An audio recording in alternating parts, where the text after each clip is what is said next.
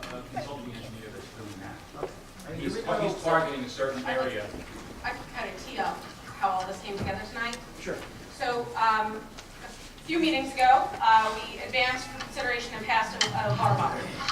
That bond, its intention is to address as much of the groundwater problem that we have in town. So the challenge that I presented to Paul Calabrese at Mazer Consulting was to stretch that bond as far as it possibly can go so that we can really attack the groundwater problem in town come this fall. The solution that the engineers came back with was this system of cement lining that we can essentially, traditional water main replacement runs at about $150 a square foot.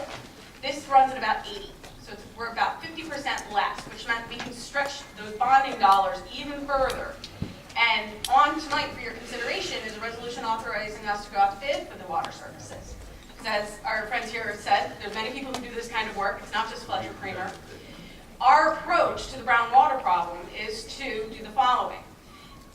There are several undersized lines in town, especially in the Point and Surf Avenue, that are 4-inch water mains. They're undersized, they're antiquated. The approach is to replace those to a modern day pipe. Anything over 4 inches, 6 inches and greater, we can do this process, which is, I love the phrase pig and line, sorry, love it. So we can essentially pig and line those larger pipes to present that clean pipe that you see in the slideshow. By taking this approach, we are able to address all of the point. We're able to address that pocket insert around Surf Avenue that runs from about 17th to 19th, that's about 2 blocks, and then that other problematic area near 7th Avenue. So I have those plans here. Paul was very successful in getting them done on time, and this presentation was to give us a sense as to how we're going to approach that problem. How do you know if the line can be, what's it called, pig and line. Clean the cement line. I like it. do you go with a camera first and? No, well, usually when we cut the pipe, it's very evident. Probably prior to 1960, any water main that was put in the ground wasn't cement lined. After 1960, they started applying a cement lining. So the newer pipe doesn't have this problem. The older pipe that wasn't lined tends to get clogged with, they call it tuberculation and deposits inside. So you can tell by turning on the faucet, and you'll have red water. You can tell by turning on a hydrant, and there'll be red water, or the flows will be greatly diminished. So what we're doing is we're pulling a scraper through there, take all that corrosion out. It's going to return the pipe to the original inside diameter, and then when we put the cement lining on, it will maintain that full diameter pretty much forever, just like the new pipe, because the new pipe has cement lining on it. So we're modernizing it. How do you know if the existing pipe can support the cement lining, or is it not that heavy, or do you test it first? What if you do the lining in a class? Well, I think your history has a lot to do with that. If you have a history of a lot of breaks, then we wouldn't suggest lining, we'd suggest replacing it. But I think the engineers looked into that, and you have, it's not a problem, pipe breaks. Also, when we cut the pipe, when we expose the pipe and cut the pipe, you can see the wall thickness of the pipe, and you'll be able to tell if it's good or bad. What is your success rate with this procedure? Our success rate, there's an AWW specification, that's American Waterworks specification, Okay. that covers our work. After what that spec specifies is a certain Hazen-Williams coefficient, and what that does is it measures the flow of water through water mains. It has a criteria in that spec of what our final product would yield as far as the Hazen-Williams coefficient. So after we clean and line the water mains, the engineer will take a test on the fire hydrants, and he'll document whether we achieve that Hazen-Williams coefficient. Our success rate is very good. Okay, thank you. Is New Jersey American Water a client of yours? Yes, a very close client, and we do, I think right now, we're probably doing over 20 miles, over 20,000 feet. Okay, you probably can't answer this, but they were here a couple months ago because we had this brown water problem. Any idea why they didn't mention this process to us? We have discussed it with American Water in our working sessions that we did through our flushing program in the summer. But I can give you names of people at American Water that are closely involved with our cleaning line. They will tell you the success that they've had. They have projects coming up next year on schedule already. So I would say that their desire to continue the program speaks for itself. How often, if any, does the cement lining have to be replaced? So, It should be there longer than you and I will ever have to worry about. a long time. Sorry. Longer than I'll have to worry about But anyway. since it's, I mean, normally it's one time. Yeah, that's what, like, I'll go back to saying that when you buy new ductile iron water main, it's cement line because it will last forever. I wanted to ask Fran Hines if he's familiar with this process and his opinion of it. I looked at the process extensively, and I think that it's the way we should go. I've been inside a lot of these water mains. I've been in the water department here for 27 years. I've had the opportunity to cut pieces out of these mains. I can assure you that that tuberculation that they spoke about is absolutely taking place. We see it when we flush the fire hydrants. We'll get a rush of actual particles, iron particles that come out of the hydrant and turn the water that color. So I think that opposed to digging and actually taking water main out of the ground and putting new water main in the ground, it's going to be a difficult task on Pine Tree Way or Maplewood Road, or where we have there's a lot of houses, a lot of homes. It's a small road. I think it's a perfect place for this process to take place. Absolutely. And we're sure that that tuberculation exists inside these water mains. Well, when you guys replaced 13th Avenue, that was shot. What did that look like inside? It was terrible. Be careful. Sort of video Everyone see the same thing when we were over there. 13th Avenue is a wide street. We had the opportunity to do a lot of work over there. And but we're just going to focus on the water. I think that this would be a process for that. This would be a perfect opportunity for this process. With this process, we dig a hole about we dig on all the valves, but we dig a hole about every 500 feet as opposed to open trenching the entire water. So from that standpoint, from a savings of paving and disruption, it's a lot less. So you would go in first and do some evaluation of the situation? No, we would come in and we would lay a lot of that temporary bypass so we can take as much of the water main out of service at Okay. once and then just Do it. flow right through it. And tuberculation, is that the minerals in the water that's collecting on the pipe? No, I think it's minerals coming out of the iron pipe. And if we cover it with cement, it stops that coming out. So So, you can clean it, you can clean it one time, but if you don't line it, the same thing's going to happen. It actually has to work, it just continues to bleed that red water. and you said pipes after 1960 are already lined, this does not happen to them. Right. So it just tells us how old our infrastructure is. And we find pipe that's 100 years old, and we'll cut the pipe, and the pipe is in perfectly good condition, except it's full of tuberculation.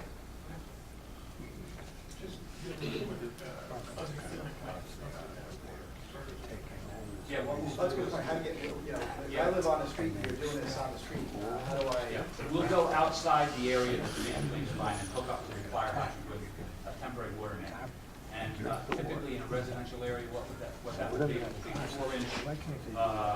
4-inch plastic or steel pipe above, we laid in gutters on one side of the street, 2-inch on the other side of the street. Every place we take a fire hydrant out of service, we'll supply you with a temporary fire hydrant off the 4-inch. So in case God forbid there's a fire, the fire company has the ability to fight it. From that temporary pipe that's laid in the gutter, we'll string hoses from that to the individual residences. We'll hook up those houses so they'll have no disruption of service through the hoses. Now, Tommy, we've already gone to bond on this, so we have the money for it. Yes. We do the resolution tonight, go out to bid. When could, and it, again, it has to go out to public bid, so this is your idea, it's a great idea, great presentation. But, you may not get the work. When could something like this realistically start in the neighborhood that reason why we did the bonding as early in the summer as we did and have the authorization to go out to bid now is so that we could start this process and get started as early in the fall as possible. If the water freezes outside, your hoses, Yeah, we don't work during the winter. Yeah. Usually we shut down December 1st, around Christmas time maybe, and we start back up in March. Is it safe to say once something like this is in place that the water company doesn't need to put that animated to get the name of it? That the chloramines that they use, no, it's, American Water will still use their chemical treatment, we'll still use ours. That's, this is actually just focused on infrastructure. Any other questions, comments from the councilwoman? And the full plans of what our infrastructure project is in the fall, they'll be up online tomorrow. So residents who want to take a look at the streets and everywhere we've been able to stretch this money to reach, it'll be available online. Thank you, guys. Thank you.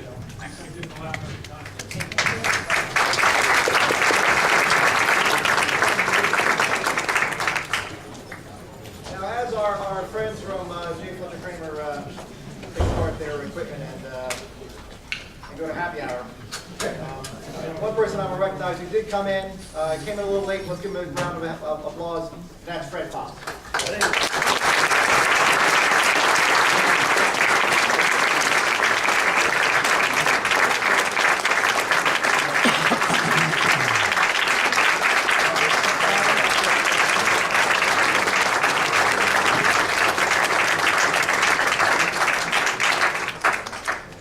Thank you for your applause, I truly appreciate it. I've been an employee for Belmar Borough for going on my 26th year. I've been dealt a bad card over the last several months. I've come down with stage 4 lung cancer and bone cancer. It's going to be a fight. One, I don't plan on losing. My goal is to get through this, win it, and get back to a normal life if I have my way. The biggest concern right now is to focus on my health, so I'm going to be going on disability so I can give all my energy to what I need to do. My other problem is obviously I have 2 young children, a 10 and a 9-year-old. Mike Campbell blew me out of the water several days ago, explaining that they want to put a benefit together for my family, for my children to help their future. Towards the end of the month on September 28th. If any of you at all can come out and help support the cause, I would greatly appreciate it. So I'm at the point I'm going to need all the help I can get. They're my concern, they're my only worry. I can get through everything with them. I know that they're set up. What happens to me happens, and that's it. But I'm a fighter. I plan on beating this. If it doesn't happen statistically, it doesn't. But my family is what's important. And if I can have them at least be assured that they're okay, that's all that really matters to me. I appreciate everybody's time to take the moment to listen to me. And I hope to see you on the 28th.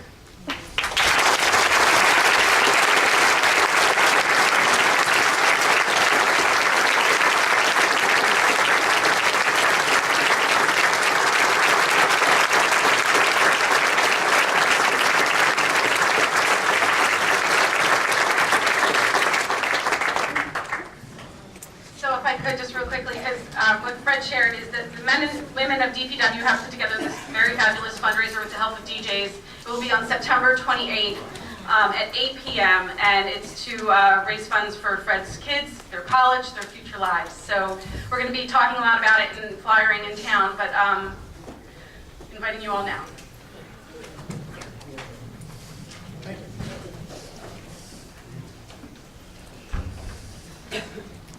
Next item on our workshop is a proposed ordinance, actually changed from existing ordinance, regarding garages.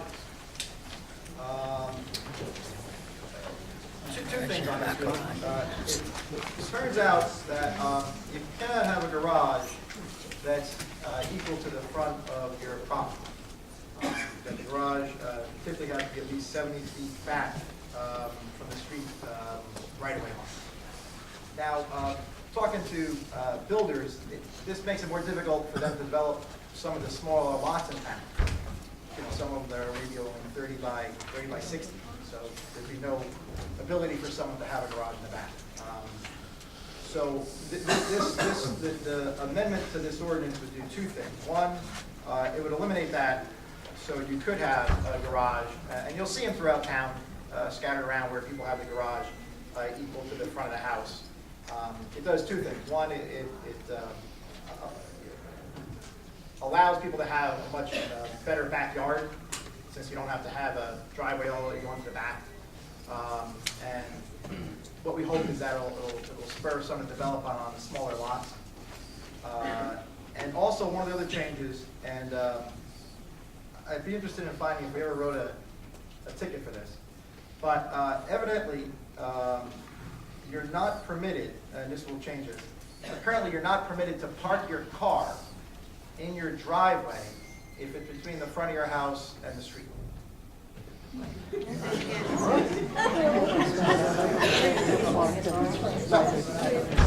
I evidently been breaking the law for several years. So this is what I mentioned by April when we were talking about the garage. So again, right now, if you drive home, park your car, get out of your car, and go in your front door, it's technically a violation of this ordinance. So we're going to amend the ordinance. It seems like common sense.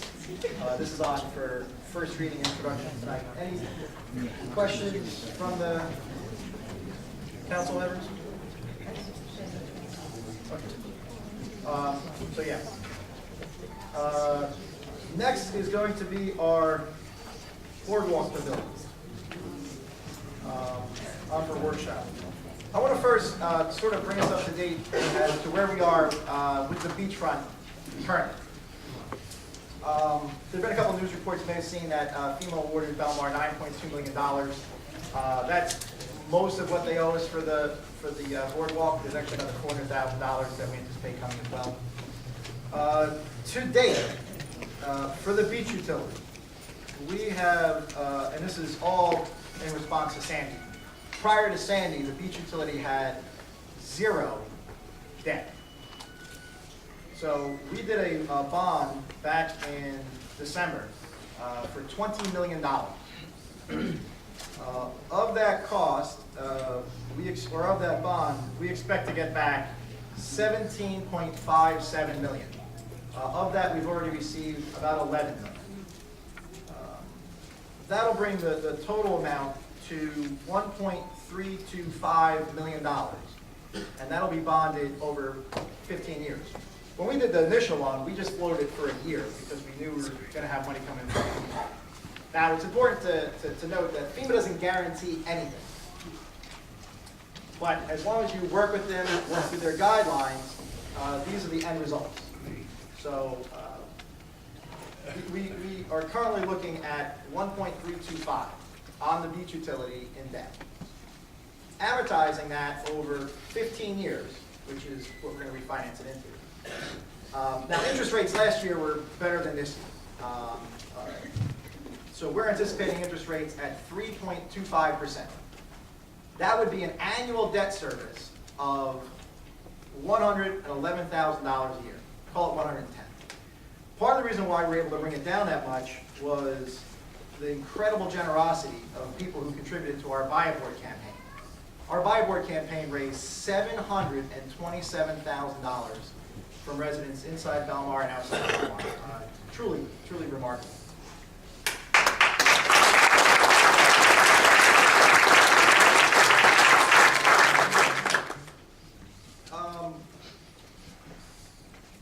I'm not gonna. I guess I'll leave the current fund off for right now and just focus on.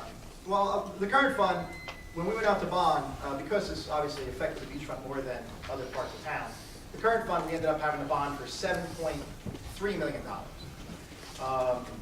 Of that, we expect to get back 3.46, leaving a total of 1.377, and that is amortized over a 10-year period as opposed to a 15-year period. Those were emergency notes.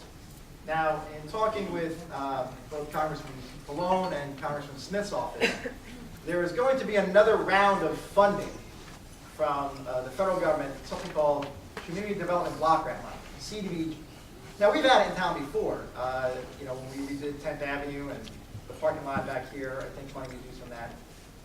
One of the things that they're looking to allow municipalities like us and counties, and the governor's office has also been involved with this, is allowing us to use the CDBG money for two purposes. One, it's called the public share. In other words, our share of that remaining balance. And also for infrastructure improvements. So typically, you think community development block grant money, it may be, you know, more street lights and things like that. But in this case, through HUD, they're going to look to change the rules to allow us, again, to use it for public infrastructure and our share. Now, we're going to assume, you know, to be fiscally responsible, we're going to assume worst case scenario, we don't get it. So, and going back to the beach utility, that would mean we would have $110,000 a year obligation for the next 15 years. That's just up to date. Now, prior to Sandy, we always allocated in the beach budget a line item of $390,000 for capital improvements. You know, the old boardwalk was repaired over several decades and it continually had to get repaired.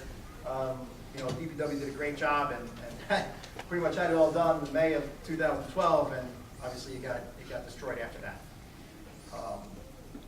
So we're looking at that 390 and not needing that anymore because we don't need the capital improvements to the boardwalk since we have a brand new $10.4 million boardwalk that was built like a fortress. So out of that 390, you take out 110, that leaves you with 280,000 in that budget line item. And that's where we're at today. So if you remember back in, I think, January, we thought we would have to, or maybe in December, we thought we'd have to actually raise beach badge prices $1 on dailies. We were able to back off that and keep it at $7 because of the prices that came in through our competitive bidding for the boardwalk and also through FEMA. And at the end of the day, they didn't come up with 75%, they actually came up with 90%. Again, from day one, there was never a guarantee from FEMA. If you call them up today and say, is there a guarantee? There's no guarantee. But we work with them on a daily basis to ensure that we're adhering to their guidelines, which sometimes seem to be a moving target, to ensure that the money will be there. Now, moving on to the boardwalk pavilions. Since our last meeting, a few things have occurred. Two things that have changed what we're going to look to do. The first has been the input from residents. Emails, phone calls, you know, conversations on Main Street and conversations on the boardwalk. So I can tell you that without a doubt, we hear you. We hear you know, where you want us to go. We hear where you don't want us to go. So we're going to significantly scale back what was originally proposed. Now, the proposal was put together over several months by a group, 9 residents in town. Councilman McGovern led the charge on it, but they're residents from all over town. Oakwood, 5th Ave, Ocean Ave, 9th Ave, 7th, everyone from our planning board chairman, Ed Windus, to you know, a nationally renowned artist, Suzanne Annan, on 5th Ave.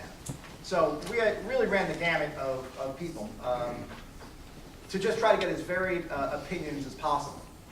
And while they did an outstanding job coming up with the proposal, really top-notch, and they worked with our architect and our engineer, we're not going to be able to move forward with what we had originally proposed. Again, the first reason really being the input and listening to the residents, again, where they want us to go and where they don't want us to go. And second, some of the changes in FEMA. There are different buckets in FEMA. There's replacement buckets, there's repair buckets. In addition, now there's also community development block grant money, as I mentioned before, that can be used towards public infrastructure. There are no guarantees from anybody. But I will tell you that working with the governor's office and working through our federal elected officials, we've been more successful, I'm going to argue, just about any time around us in securing those federal dollars. And we are going to be rabid dogs about continuing to get as much funding, federal and state funding, for our town as is humanly possible. So even though we have all this, we are not going to rest on our laurels. We're going to continue to go out and be aggressive about getting it. So what would the scaled down approach look like? Well, when we look at the importance of the buildings, the two buildings we're going to look to continue to move forward on, and the bond ordinance is on for tonight, and the resolution to go out to bid is on tonight, is 10th Avenue Pavilion and the Taylor Pavilion. That means the 8th Avenue Pavilion between 8th and 9th, those two buildings, we're not going to move forward on. What does that mean for people for next year? You know, maybe we have the trailers back. You know, maybe we have a different configuration. You know, the trailers, you know, they're not the prettiest looking things out there, but they do serve a very good purpose. You know, the seating isn't great, but you know, we think that we can work it again. So my anticipation would be that for next summer, between 8th and 9th, you'd see the trailers again. 10th Avenue is where we're going to look to put the public safety building. And then 5th Avenue, Taylor Pavilion, is where we're going to look to rebuild the Taylor Pavilion. Now, when you look at those two buildings, you know, again, the 10th Avenue is mostly public safety. It doesn't hold a whole lot of Belmar activities. There will be one concession there, but it's the Taylor Pavilion that really is the focal point. And I can't tell you how many people feel like we've lost something not having it up there. So to give you an idea of who uses the Taylor Pavilion, and this is just looking at 2012 up to October 28th. 92.06%, we'll put this on the website for you to look at, 92.06% of all the activities held at the Taylor Pavilion were either Belmar families or Belmar groups.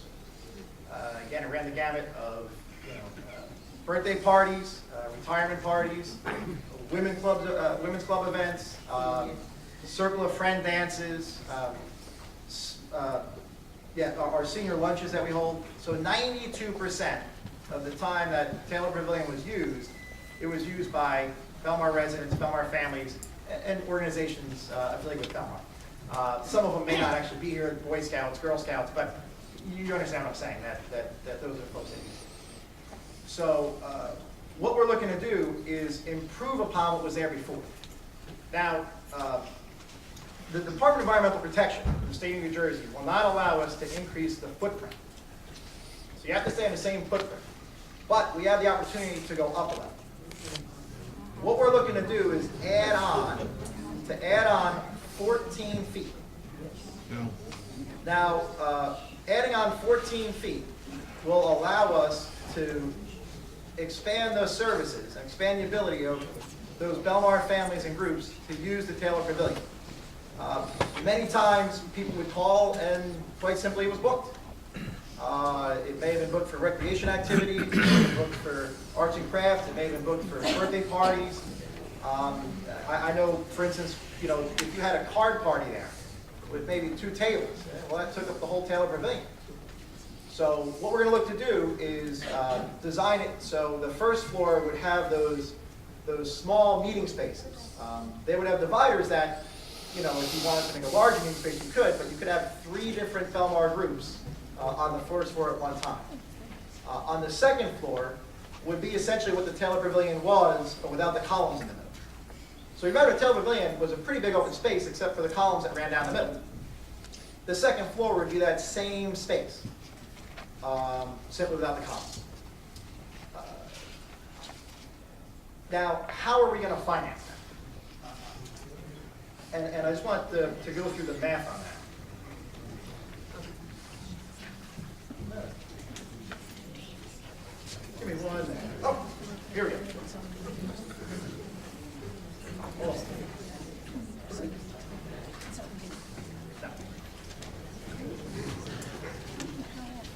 We're going to rob a bank. I'm just kidding. Just kidding. Oh! We're going to rob Investors Bank.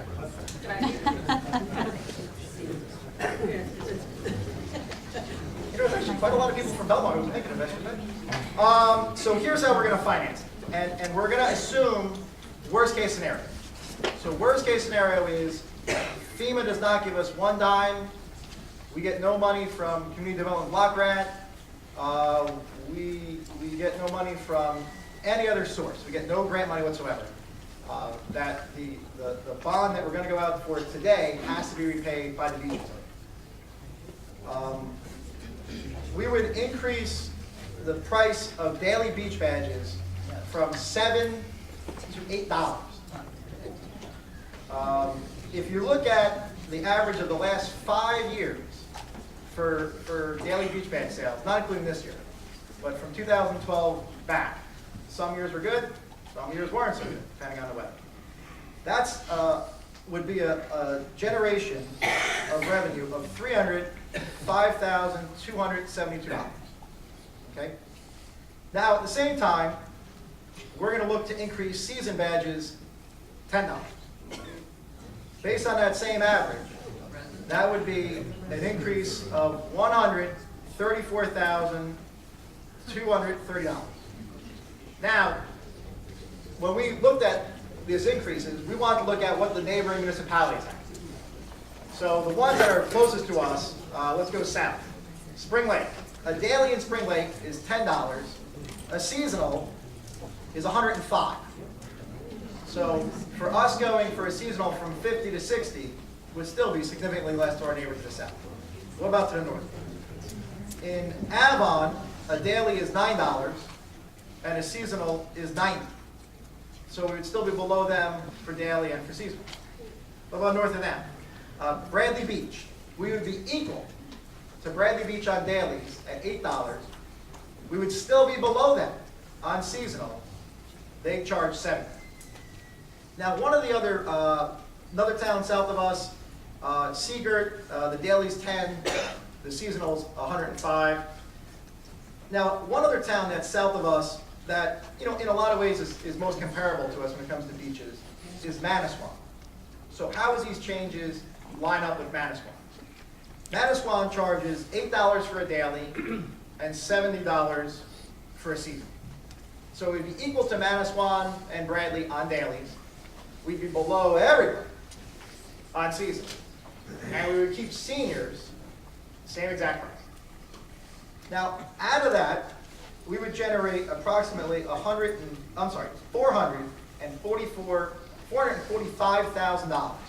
That's not looking at our best year. That's looking at a 5-year average. So that's 8, 09, 10, 11, and 12. Again, some years are good, some years weren't so good. That generates $445,000. If you take that and you add it to that line item I spoke about, the capital improvements, and I mentioned before how it was $390, $110 for the existing debt service if we get no more additional money from FEMA or anywhere else or CDBG, and that leaves us with $290. So let's just wipe out 90 and let's just say 200, just to make the math really. So 200 plus generating 445 would bring us to 645. So whatever these buildings cost us, we would have to fit into that window of 645. Let's be conservative on that, and let's knock off 45,000 and just make it 600. So let's say we got to fit it into a window of 600,000. Now, the total cost we're looking at for both buildings would be $7.5 million. Of that, we're going to receive insurance payment that was on the 10th Ave. For some reason, 10th Ave had insurance, none of the other pavilions did. That's going to be about $485,000. In addition, we have to come up with down payment, money we already have, $375,000. That down payment is required by the state. So the total amount that will ended up being bonded would be $6.64 million. If you look at $6.64 million This is on the beach utility. 6.64 million over 20 years, because that's how long you are able to amortize this. Think about your mortgage for your home. At an interest rate of 3.25, it comes out to a total of $455,000 a year. So the debt service on the 2 new buildings would be $455,000 a year. Now, again, let's add that $110,000 we have for the other debt service we have that's existing because of just to clean up and rebuild the boardwalk. That brings that to $555,000. Well within our window. So what I want to stress, and it's important for people to understand, we're looking at build a brand new building on 10, a brand new Taylor Pavilion that's utilized 92% of the time by the residents of the borough of Belmar, and there will not be 1 red cent of residential property tax dollars used to finance it in any way, shape, or form. It is very important.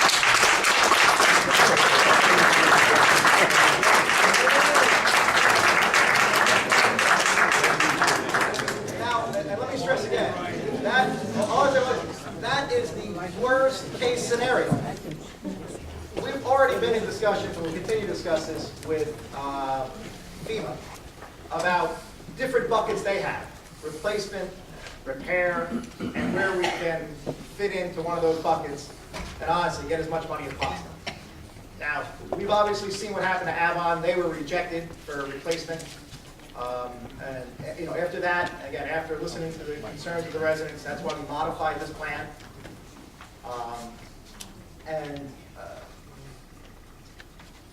And if any of that money comes in from FEMA, which again, we do anticipate getting some, are we going to get 90%?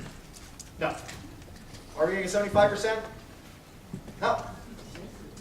Will we get something? Yes, we are. I don't know what it is, and I don't want to tell you I don't want to guess what it is, but I can tell you it's going to be something.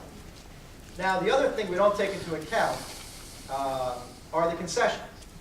So both 10th Avenue and 5th Avenue, Pavilion, are going to have concessions that also generate revenue. Right now, we're going to pretend we get 0 from that. Obviously, we will get some money. But I'd rather stay on the side of being as fiscally responsible and conservative as possible.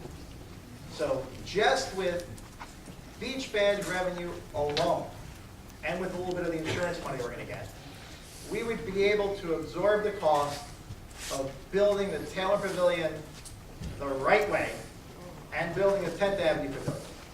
Again, 8th Avenue is off the table, and 13th Avenue right now is off the table as well.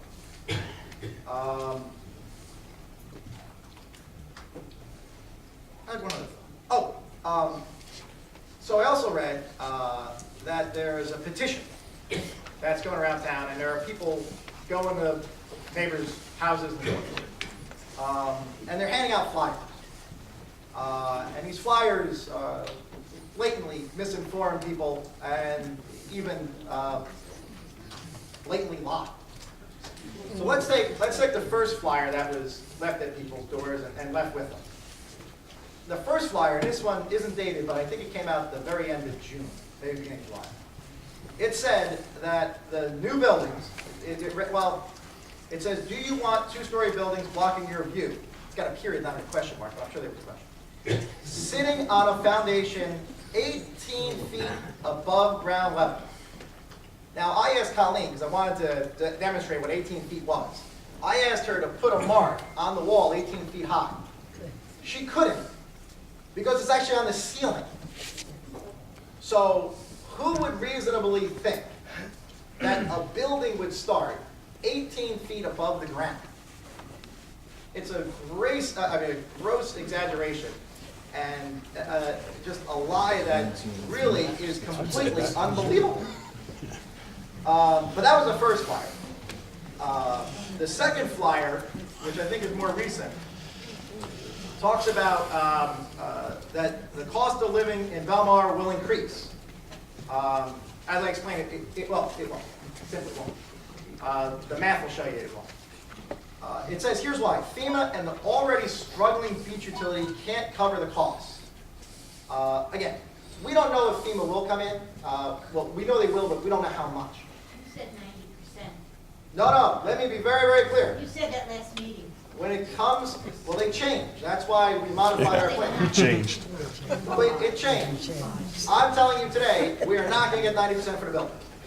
Let's hope that's very clear to everyone. The information we were given before the last meeting was we were on track to get that. Because we're not, we are modifying the plan. Now, it said FEMA and the already struggling beach utility can't cover the costs. The beach utility is not struggling. The beach utility has already started adding into its surplus going into next year. We crossed $2.2 million in revenue just getting added July. I mean, we're in really good shape. Are we as good as we were in 2012? No.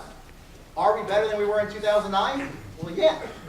I mean, we're in pretty good shape. Now, could it rain the rest of the season? Well, yeah, that's, you know, the weather could put a damper on things. Now, it also reduces our costs because we don't have people up on the beach. But, you know, if you look at our 10-year average, we are above today where our 10-year average is for the same day. And we'll put that online too so people can see.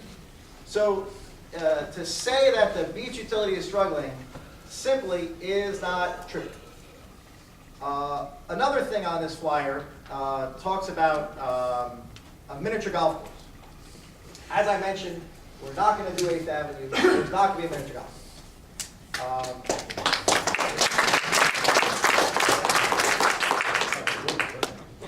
Now, in this flyer, it says there is already a money-losing miniature golf course in town. There's already a money-losing miniature golf course in town. I called up Bob Cooper. He's the president of Chefs International. They operate the 9th Avenue Pier and they operate the miniature golf course. I asked him, Bob, have you told anyone that you're losing money at the miniature golf course? Are you losing money at the miniature golf course? He said, absolutely not. So whoever wrote that there's already a money-losing miniature golf course in town and gave this to their neighbors lied to them. And I gotta be honest with you, that's reprehensible and that's disgusting in a small town like this. And all it does is try to harm a good... Yeah. Get over yourself. Exactly. Come on, Tom, throw us all out. All it does is harm a business owner in town.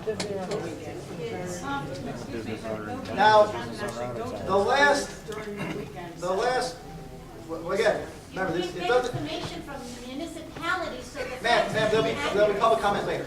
You interrupt me again, you're interrupting the public meeting. You swear it out. Ma'am, interrupt me again, you swear it out. So, the fact that there is, a money-losing miniature golf course in town, again, not true. The heights of the buildings, that they're going to start at 18 feet, not true. The Taylor Pavilion, and this is the truth, will be 14 feet taller than the last one. And the benefit to the residents of the borough of Belmar is that we're going to be able to use that building more often. This building is kind of shot. If we made any improvements to this building for the residents of the borough of Belmar, it would go against your property taxes 100%. I don't think that's a good idea. We did the community center. We had our DPW do it. You know, it's good, but it surely does not replace the Taylor Pavilion. So we're going to look to replace it and improve. And I've already gotten calls from folks who signed this reported petition. Yeah, I've seen all that. Reported petition, who, after reading about it on the patch, I think it was, not to push the patch, but they did read about the patch, they want their names on it. They said, you know, Matt, this isn't what I was told at my front steps. And I'd be interested if any members of the governing body, I mean, I wasn't, but were any members of the governing body approached about any petition at their house? You were? And what kind of information did they tell you? The information I told them was false. I tried to give them the facts. I also said that has been proven with all building and construction, nothing is carved in stone. Pardon the play on words. Plans are ever changing where building and constructions are concerned. Can I read my statement? Oh, sure. Okay. I have a statement. The misinformation disseminated about the boardwalk buildings has certainly divided the community in a way that no one would anticipate. The council and Mayor Doherty have been supportive throughout the horrendous experiences of our residents through Superstorm Sandy, especially the mayor. The buildings are part of the process. And as you learned tonight, nothing is carved in stone. Plans are ever changing where buildings and construction are concerned.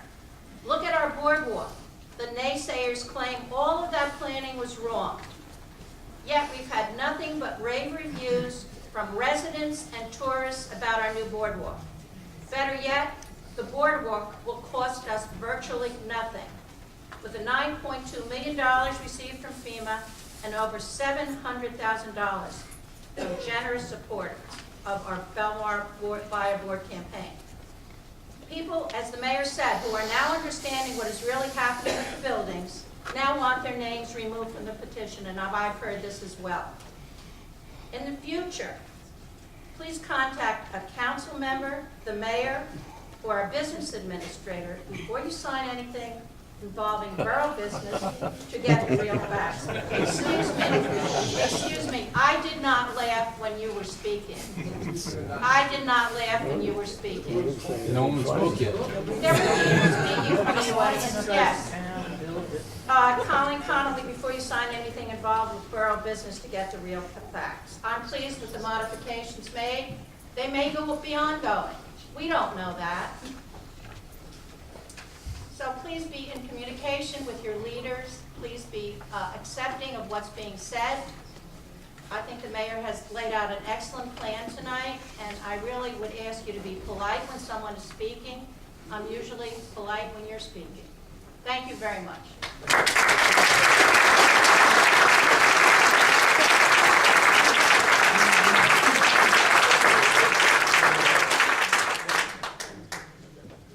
Were you approached on the petition?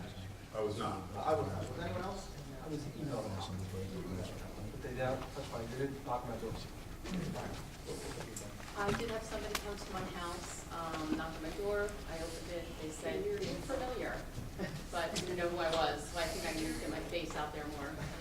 But he had gone into great detail about it, which the majority was incorrect. He said that the buildings being built would go against the taxpayers 100%, which again is incorrect. So we had a pretty long conversation, and like Claire, I stated the facts. I did not sign, of course, but it was disappointing to see that that petition was presented to the residents of Belmar, and not a word of it was true. So again, just as a resident myself, it was difficult to kind of swallow that that was happening. And you know, here's someone I wanna sort of contrast this with. So I want to juxtapose it. There's a gentleman named Chris Ramonzo, lives on 10th Avenue, good guy. And he is himself putting together a fundraiser at the Headliner with bands to raise money for families in town in Belmar that are still displaced. You know, we still have families that are months, maybe a year away from getting back their home. Families that are sleeping on friends and families' couches and pull-out couches. He's looking to raise money, and he's doing it all on his own. I mean, I'm going to go there and I'm just going to support it. I hope to see a lot of people there supporting as well. And it made me think, and again, I only read this in the paper, that they went, whoever these petitioners were, went around and knocked on doors and asked, you know, handed out flyers, which I'll be happy to, you know, leave anyone if you want to take a look at what I'm saying. And you know, just gave out blatant misinformation, deliberately misinformed people. I thought, imagine if instead of doing that, they said, hey, could you give me $20? And those 500 people who signed the petition gave $20. Now, just doing quick math, that would be $10,000 that they would have generated however long they walked door to door to benefit the families in town. Imagine actually doing something positive with that time, as opposed to walking around and spreading misinformation. Imagine if they did something like that.